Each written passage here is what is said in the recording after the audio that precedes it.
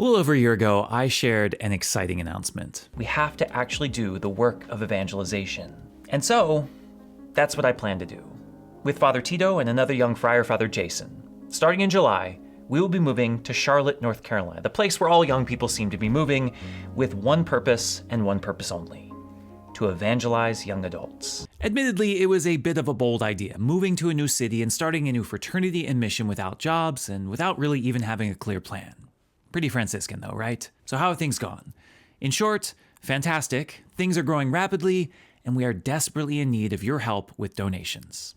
But we'll get back to that. For starters, we finally decided on a name for the ministry, something that we were still debating at the time of the announcement: Search. For us, it is an imperative and a mission statement. As evangelists inspired by Jesus' parable of the lost sheep, we know that it is not enough to wait for them to come back. We need to actively and concertedly search for them. And we also know that evangelization is a process, not a singular event, which is why Search is an acronym for what we do: seek, encounter, accompany, renew, convert, and heal. Although it may sound a bit cliche, it is true that we meet people where they're at, literally and spiritually, showing genuine interest in them as a person, taking the time to get to know them as we accompany them at their speed, not ours. As for what the mission looks like in the day-to-day, it has been an evolving process, but three main areas of focus have emerged. First is direct service to the poor. This is something we started almost immediately when we arrived, simply making peanut butter and jelly sandwiches and walking around the city. In the beginning, there really wasn't a plan or a system, just a desire to find people and to listen to them. Offering a sandwich offers us an excuse to walk around the city and to talk with strangers, to get a feel for the area and its needs. Pretty quickly, actually, we began to be recognized and expected. We'd be out to eat or doing something else in the city, and someone we knew from the streets would call out, "Hey, do you have any peanut butter and jelly sandwiches?" For me, at least, it was encouraging to see that we were making a tangible impact right away, albeit tiny. We had one woman early on call us the pastors of the streets, and I kind of like that. And so we leaned into that. We coordinated with the downtown parish to supply us with the sandwiches each week, and then connected with a food pantry at another parish to take their excess crackers, chips, and prepackaged foods. Pretty soon, we had a pretty consistent operation working out of the house, walking the streets 3 or 4 days a week. As the weather got colder, we tried to meet people's changing needs by supplying about 50 cups of coffee 4 days a week. And now that it's very hot, we walk around with a 5-gallon cooler of ice water. What's interesting about this part of our ministry is that we had not originally considered it in our initial plan of evangelization, but soon came to realize how essential it was. Jesus fed the poor not as a warm-up to evangelization, not as a necessary hoop to jump through before he could do the real work of preaching. Feeding the hungry and caring for the poor is the work of the gospel. Affirming the dignity of the lowly testifies to God, even if without words. And I can tell you, it has witnessed. People see us on the streets when they go to work. They see us giving attention to the ones everyone ignores. And it does something. Subtly, yes, but it evangelizes. And so a big part of our ministry right now is direct service to the poor. But it is not our only part. A little less subtle is part 2 of our mission, which is to make ourselves present in secular places. If you remember from my initial video, this was the exciting part. Going to breweries and college campuses, hanging out in the cool parts of town, basically having fun with people who are having fun. Sometimes this is just being present and having a good time ourselves, showing an approachable side of the church. We'll go to the adult arcade and play some games, attend a trivia night, go to bars with live music. Honestly, things that we'd like to do anyway. We don't enter into these situations pretending to be something that we're not or with an attitude of judgment. We're just out to make friends. And in this way, we have not been disappointed. We've prayed with people at bars, had theological discussions, dispelled misconceptions. One night, we even hugged a guy while he cried, opening up about his difficulties in life. As mysterious or challenging as evangelization may seem to some, a lot of the time, it's really easy. Just show up. Just be present. Just have a conversation with someone and give them hope. Often, that's all we do. Now, of course, one of the things that we found pretty early on is that party time takes up a very small part of people's lives. And so what do we do when it's not the weekends or when the sun's out?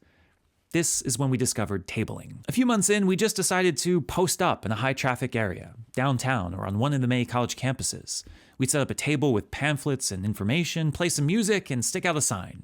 We're Catholic priests, ask us anything.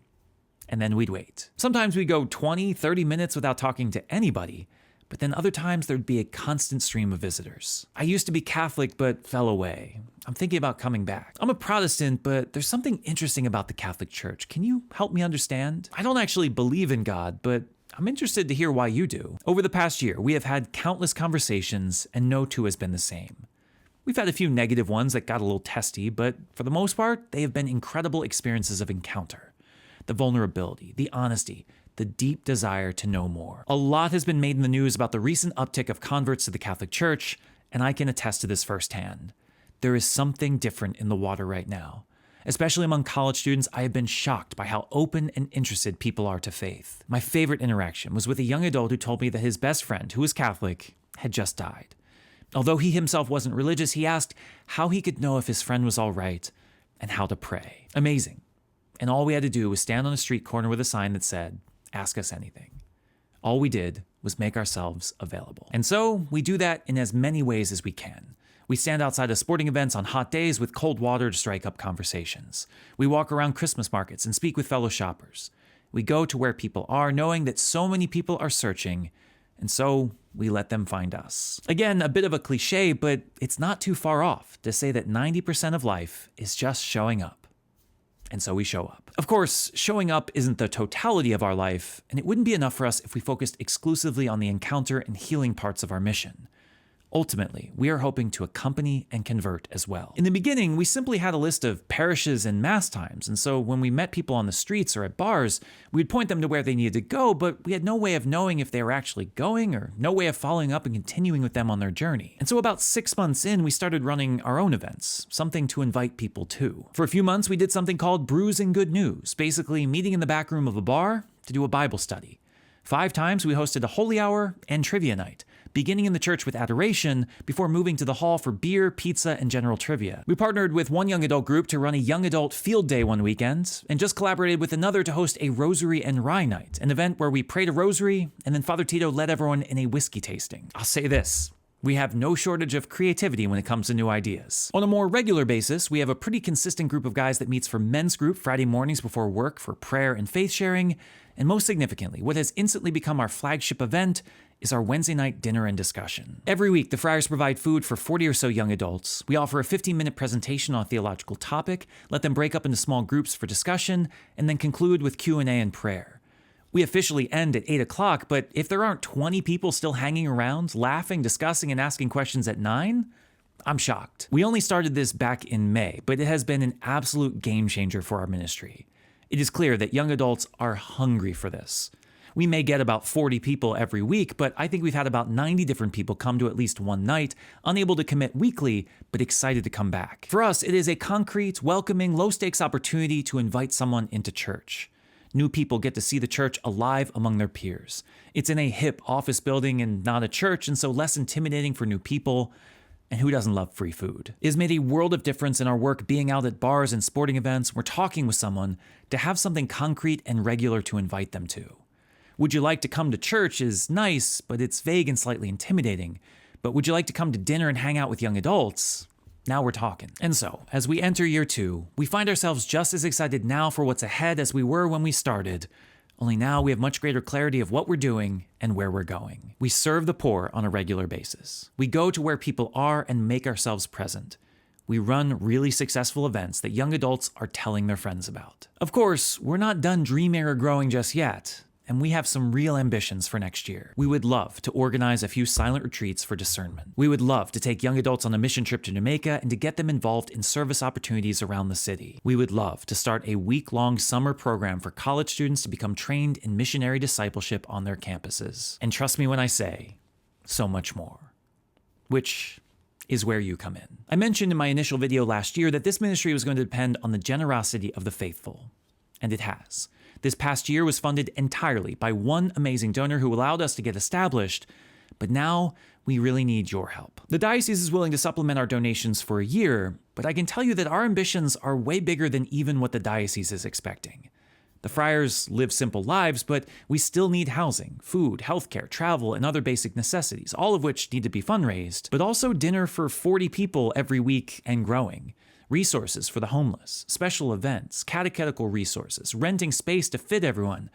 We're just starting to see what this ministry could become, and it's going to cost some money. My ask from you is that you consider 2 things. First, could you contribute something to support this ministry? There is no donor too small or too big for what we want to accomplish. Think $10 a month won't make a difference? That would cover most of a Wednesday night dinner. If 52 of you donated that much, we'd be set for the year. Think $10,000 is too much, that we couldn't use it? Unfortunately, that won't even cover our event space rent for a year. So yes, my first ask is that you consider what you might be able to give and how it would make a huge difference to our ministry. But the second, maybe even more important, is that you consider who you might know who would be willing to contribute. You may not be able to offer much, and that's completely fine, but maybe you have 5 friends who would love this ministry, and together, all of you can contribute a small amount. Maybe you can't contribute anything financially, but you know someone who can. That's worth just as much. Of course, what's needed most of all, and what I hope everyone can contribute, is your prayers. Prayers for the continued growth and success of this ministry. Prayers for the continued support of the friars to invest in personnel in this type of ministry. And prayers for all those who are still searching out there that they may find the Lord, through us or through anyone the Lord chooses. I cannot express how much I appreciate all the prayers and support you have already offered. If you'd like to stay up to date with what we're doing, I invite you to find our ministry on Instagram, search_Charlotte. God bless.